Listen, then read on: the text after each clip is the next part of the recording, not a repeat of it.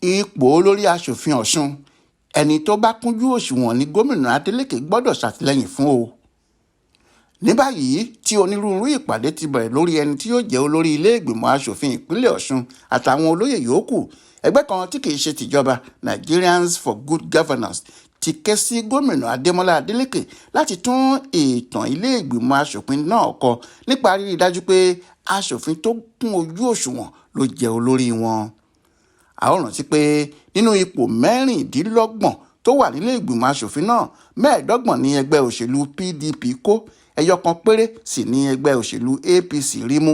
kódà olórí tó wà níbẹ̀ lọ́wọ́lọ́wọ́ kò láǹfààní láti padà mọ́ nítorí àwọn èèyàn ìlà oòrùn Iléṣà tó ti wá fi ìbò dá a padà sílé.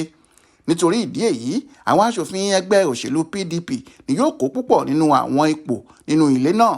ìdí nìyí tí alákòóso ẹgbẹ́ Nigerians for Good Governance Wọlé Ladapọ fi ń gba gómìnà níyànjú pé irú ẹni tó bá jẹ́ olórí ilé ìgbìmọ̀ bẹ́ẹ̀ ó ní í ṣe iṣẹ́ púpọ̀ ló wà lọ́wọ́ ẹ̀ láti ṣe pẹ̀lú àtimú ìjọba rere bá àwọn ará ìlú. Ladapọ ṣàlàyé fún Aláròyé pé gómìnà Adeleke gbọ́dọ̀ sa ipá rẹ̀ gẹ́gẹ́ bí gómìnà gidi láti rí i pé ẹni tó ní ìrírí tó lè dá dúró tó sì jẹ́ ọlọ́pọlọ pípé ló di olórí ilé ìgbìmọ̀ aṣòfin láti lè jẹ́ káwọn aráàlú padà nígbàgbọ́ nínú àwọn aṣòfin ọ̀hún yàtọ̀ sí bó ti ṣe wà tẹ́lẹ̀. ó sọ síwájú pé ohun kan tó mú kí àwọn aṣòfin ìpínlẹ̀ Ọ̀ṣun tí yóò bẹ̀rẹ̀ ìjókòó lóṣù kẹfà ọdún yìí yàtọ̀ ni pé ọ̀dọ́ ló pọ̀ jù nínú wọn. níwọ̀n ìgbà tó sì jẹ́ pé àwọn ni wọ́n súnmọ́ aráàlú jù, ìrètí pọ̀ lórí wọn. ó gbóríyìn fún Adeleke lórí àwọn nǹkan tó ti ṣe látìgbà tó ti dé orí àlééfà, pàápàá pẹ̀lú bó ṣe mú ọ̀rọ̀ ìgbáyégbádùn àwọn òṣìṣẹ́ ìjọba lọ́kùnkúndùn.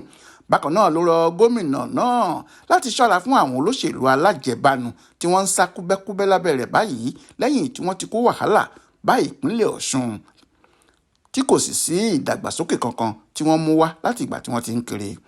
Ladapọ wá ké sí gómìnà láti wá nǹkan ṣe lórí ọ̀rọ̀ wàhálà àwọn jàǹdùkú olóṣèlú tó ń fojoojúmọ́ ṣẹlẹ̀ láwọn apá ibì kan ní ìpínlẹ̀ Ọ̀ṣun kí àlàáfíà lè jọba.